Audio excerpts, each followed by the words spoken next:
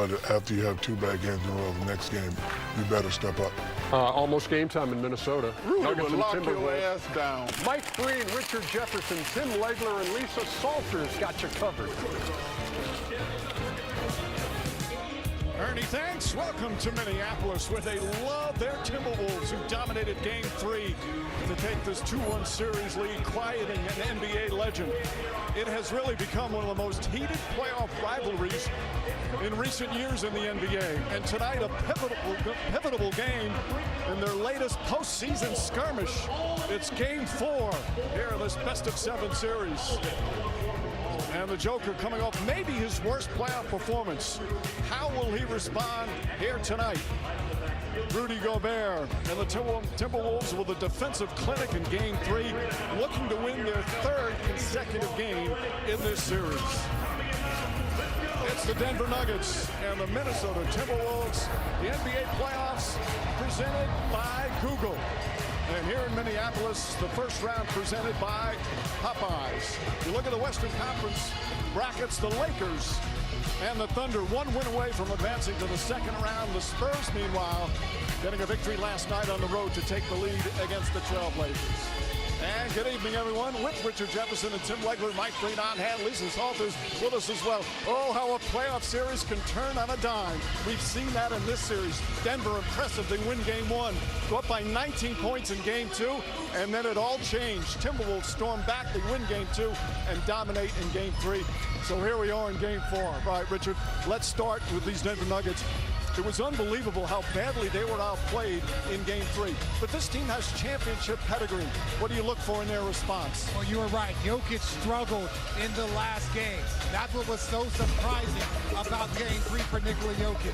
He's coming off one of the most inefficient games of his career. Yes, he had 27 and 15, but it took 26 shots to get to his 27 points.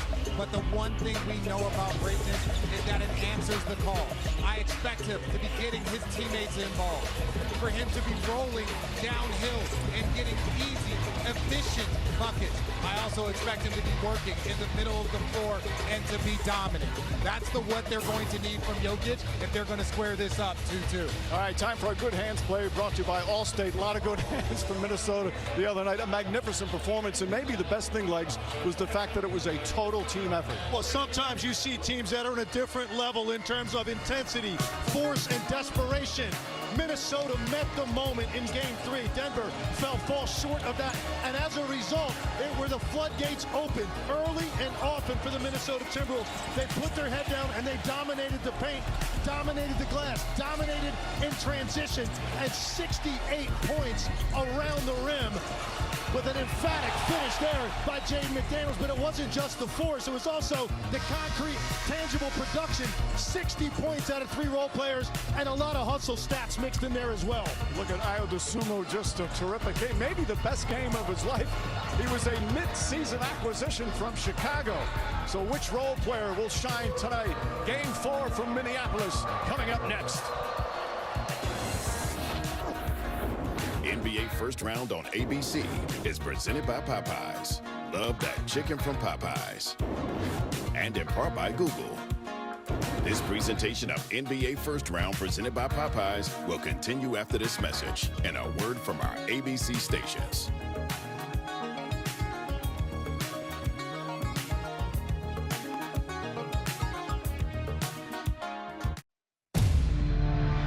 This is ESPN on ABC.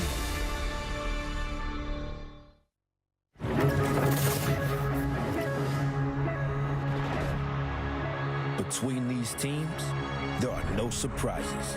Two teams that have seen a lot of each other over the last 3 years. And no shortage of opinions. Go at Jokic, Jamal, the whole team. They're all bad defenders. But the facts are on the court. Let's see what they do when we punch them back in their mouth. Nuggets running, swatted by Edwards. And it's all flowing right now for Minnesota. The Wolves have blitzed the Nuggets. Nothing is settled or solved. It's about finding the next answer. We gotta fight more. We gotta bring the challenge to them. We just gotta be better. The most important thing is the next one. It's gonna come down to will, and we want possible. Nuggets, Wolves, Game 4. That's all we need to do. On ABC, home of the finals. A Saturday evening in Minneapolis, a nice calm spring evening on the outside, but inside the Target Center, it is loud and a raucous sellout crowd for Game 4. And a chance for the Timberwolves to take a 3-1 lead, chance for the Nuggets to even things up. Tonight's starting lineups powered by Shopify, and the #1 story for Denver, Aaron Gordon returns after missing Game 3. He is a vital piece to their puzzle on both ends of the floor. And for the Minnesota Timberwolves, this starting five was terrific with their start the other night. They all started and scored in double figures, and they weren't even the leading scorer. It was a great balanced attack from Minnesota to take the 2-1 lead. And for the first time tonight, let's check in with Lisa Salters. Hey, Lisa.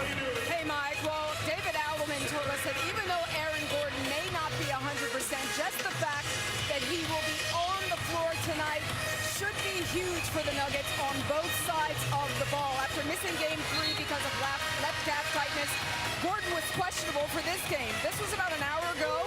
He was out on the court pregame, testing that left leg, trying to get an honest feel for what he could do. But even if he's limited, David Alderman said Gordon will have an impact, especially offensively, because he can play the point and allow Jamal Murray to play off the ball, which Alderman said calms down the Nuggets offense. So Gordon is going to get it to go. He missed a lot of time this season because of injury. He missed Game 3 on Thursday, but he will be trying to play through it tonight, trying to help the Nuggets even up this series. Mike? All right, Lisa, wow, is it loud in here. The Nuggets were the #1 rated offensive team in the NBA during the regular season, but in Game 3, their worst shooting performance of the year, 34% from the field. They never led in the game. It was a domination, and Nikola Jokic really struggled. But this is the beauty of the NBA playoffs, a chance in the next game. And watching the response, especially the team with championship pedigree, is always fascinating, Richard. No, it is always fun. And again, when you talk about the 3-time MVP struggling, we said it in the open. He had 27 and 15, and it was his worst possible playoff game. So to see a champion and an MVP answer the call, that's what I'm excited about. Minnesota with a signature game. They threw down the gauntlet. They challenged Denver, first with words and then with a dominant victory as we're set and underway here in Game 4.